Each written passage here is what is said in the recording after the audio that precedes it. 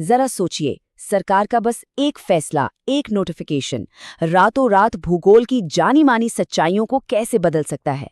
आज हम हरियाणा में हुए एक ऐसे ही बड़े बदलाव की कहानी की तह तक जाएंगे, जिसने सिर्फ नक्शे नहीं बदले, बल्कि कई शहरों और कस्बों की पूरी पहचान ही बदल कर रख दी। तो आज हम क्या क्या जानने वाले हैं। सबसे पहले तो बात होगी एक नए जिले के जन्म की।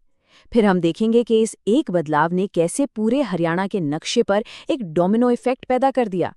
हम हांसी शहर की प्रोफाइल, उसके शानदार इतिहास और वहां के लोगों को करीब से जानेंगे। और आखिर में इस बड़े सवाल का जवाब ढूंढेंगे कि इस पूरे बदलाव का असली मतलब क्या है। तो कहानी शुरू होती है एक ऐसी घोषणा से जिसने पूरे राज्य में एक नई हलचल पैदा कर दी। हरियाणा को मिला अपना 23वां जिला हांसी, जो ताकतवर हिसार से निकलकर अब अपनी एक अलग पहचान बनाने के लिए बिल्कुल तैयार है। और ये जो नंबर है ना 23, ये सिर्फ एक गिनती नहीं है। इसका मतलब है हरियाणा के एडमिनिस्ट्रेशन में एक नया चैप्टर। ये दिखाता है कि कैसे डेवलपमेंट और गवर्नेंस को आम लोगों तक पहुंचाने के लिए बॉर्डर्स को भी बदला जा सकता है। इस पूरे मामले में सबसे कमाल की बात क्या है पता है? इसकी स्पीड। सोचिए, 16 दिसंबर को मुख्यमंत्री मंच से ऐलान करते हैं और महज 3 दिन के अंदर 19 दिसंबर को ऑफिशियल नोटिफिकेशन भी आ जाता है। मतलब इतनी तेजी से एक पूरा का पूरा जिला बन गया, ये अपने आप में कमाल है। लेकिन बात सिर्फ मैप पर एक नई लकीर खींचने की नहीं थी। नहीं, बिल्कुल नहीं। हांसी के बनने से तो जैसे पूरे राज्य की ज्योग्राफी में एक डोमिनो इफेक्ट शुरू हो गया, जिसका असर बहुत दूर दूर तक महसूस किया गया। तो सबसे पहला असर किस पर पड़ा? जींद पर, जिसे हरियाणा का दिल भी कहते हैं। पहले इसके 7 पड़ोसी जिले थे, अब हांसी को मिलाकर हो गए पूरे 8। और ये सिर्फ एक नंबर का खेल नहीं है। इसका मतलब है कि जींद अब हरियाणा का सबसे सेंट्रली लोकेटेड, सबसे स्ट्रेटेजिक जिला बन गया है। और हांसी को एक और खास टैग मिला है। ये अब हरियाणा के उस एक्सक्लूसिव क्लब में शामिल हो गया है, मतलब उन जिलों में जिनकी सीमा किसी दूसरे स्टेट या यूनियन टेरिटरी से लगती ही नहीं। जी हाँ, रोहतक और चरखी दादरी की तरह हांसी भी अब पूरी तरह से लैंडलॉक्ड है। और इससे ना इसे एक अलग ही कल्चरल और स्ट्रेटेजिक पहचान मिलती है। अच्छा, अब बात करते हैं पॉपुलेशन की। यहाँ भी कहानी बदल गई। अब तक हम सब जानते थे कि पंचकुला सबसे कम आबादी वाला जिला है, लेकिन अब नहीं। ये टाइटल अब हांसी के पास है। करीब 5.41 लाख की आबादी के साथ यह अब हरियाणा का सबसे छोटा जिला बन गया है। जाहिर है, अब इसके डेवलपमेंट और रिसोर्स मैनेजमेंट के लिए नए चैलेंज भी होंगे और मौके भी। और हिसार का क्या हुआ?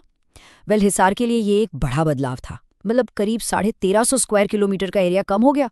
और इसका सीधा फायदा किसको मिला? भिवानी को। भिवानी अब सिरसा के बाद स्टेट का दूसरा सबसे बड़ा जिला बन गया है। ये एक परफेक्ट एग्जाम्पल है कि कैसे एक एडमिनिस्ट्रेटिव फैसला पूरे इलाके की डायनामिक्स बदल सकता है।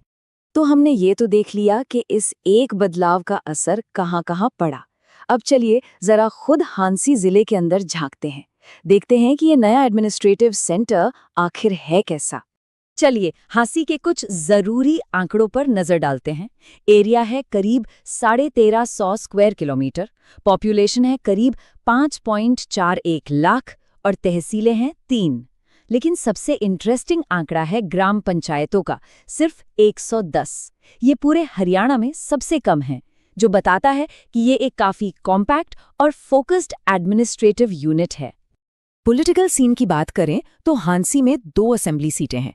और एक और खास बात, यहाँ कोई भी सीट रिजर्व्ड नहीं है, जो इसकी डेमोग्राफी के बारे में काफी कुछ बताता है।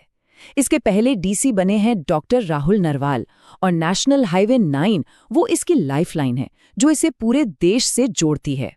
तो ये तो हुई आज की बात। अब चलिए थोड़ा टाइम में पीछे चलते हैं, क्योंकि जिला भले ही नया बना हो, लेकिन हांसी शहर, अरे इसकी तो दीवारें भी सदियों पुरानी कहानियां सुनाती हैं। इसकी जड़ें इतिहास में बहुत बहुत गहरी हैं। हांसी की सबसे बड़ी पहचान है उसका किला। पुराने जमाने में इसे कहते थे असीगढ़। और ये नाम क्यों पड़ा? असी का मतलब होता है तलवार। और एक जमाना था जब ये जगह बेहतरीन तलवारें बनाने के लिए मशहूर थी, इसीलिए इसे तलवारों का किला भी कहते हैं। हांसी का इतिहास देखे तो एक पूरी फिल्म जैसी है। इसे बसाया तोमर राजा अनंगपाल ने। फिर ये एक आयरिश एडवेंचरर जॉर्ज थॉमस की राजधानी भी बना। लेकिन इसका सबसे सुनहरा, सबसे गौरवशाली पन्ना लिखा गया 1857 की क्रांति में, जब लाला हुकुमचंद जैन और मुनीर बेग ने यहां से बगावत का बिगुल फूका। और उनकी शहादत आज भी हिंदू मुस्लिम एकता की एक जबरदस्त मिसाल मानी जाती है। और पता है, यहाँ इतिहास सिर्फ किताबों में नहीं, सड़कों पर जिंदा है। हांसी की लाल सड़क का नाम ही 1857 के उस क्रूर दौर की याद दिलाता है, जब क्रांतिकारियों को रोड रोलर से कुचल दिया गया था। ये सड़क सिर्फ सड़क नहीं, खून और हिम्मत से बना एक स्मारक है। तो इतिहास की इन गलियों से निकलकर चलिए वापस आज के हांसी में आते हैं, और अब मिलते हैं इस नए जिले के कल्चरल हार्ट से और इसकी सबसे बड़ी दौलत, यहाँ के लोगों से। हांसी सिर्फ एक एडमिनिस्ट्रेटिव सेंटर नहीं है, बल्कि ये तो कल्चर का खजाना है। यहाँ 5 पुराने दरवाजे हैं जो शहर की शान बताते हैं। तो वहीं ब्लैक बर्ड लेक आज के जमाने का सुकून देती है। लेकिन सबसे बड़ी बात यह है कि दुनिया की सबसे बड़ी इंडस वैली सिविलाइजेशन साइट राखी घड़ी अब ऑफिशियली हांसी जिले में आती है। सोचिए ये कितनी बड़ी बात है। इसने हांसी को दुनिया के आर्कियोलॉजिकल मैप पर ला खड़ा किया है। और इस मिट्टी ने हमेशा से ही बड़े बड़े टैलेंट को जन्म दिया है, चाहे वो कुश्ती के अखाड़े में मास्टर चंदीराम का दम हो, या सुप्रीम कोर्ट में जस्टिस सूर्यकांत का दिमाग, या फिर साइंस में नोबेल प्राइज जीतने वाले हरगोबिंद खुराना की जीनियस खोजें। हांसी की मिट्टी ने हमेशा ऐसे हीरे पैदा किए हैं जिन्होंने देश का नाम ऊंचा किया है।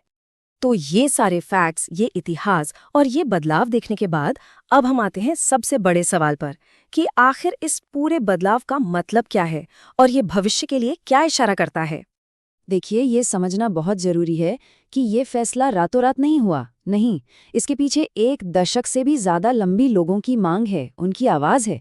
इसकी शुरुआत तो 2013 में ही हो गई थी, जब एक रिटायर्ड फौजी रामनिवास जी ने 15 दिन की भूख हड़ताल की थी। ये दिखाता है कि लोगों की आवाज में कितनी ताकत होती है। तो चलिए इस चर्चा को एक सवाल के साथ खत्म करते हैं। एक तरफ शानदार इतिहास का वजन और दूसरी तरफ एक नई पहचान का सपना।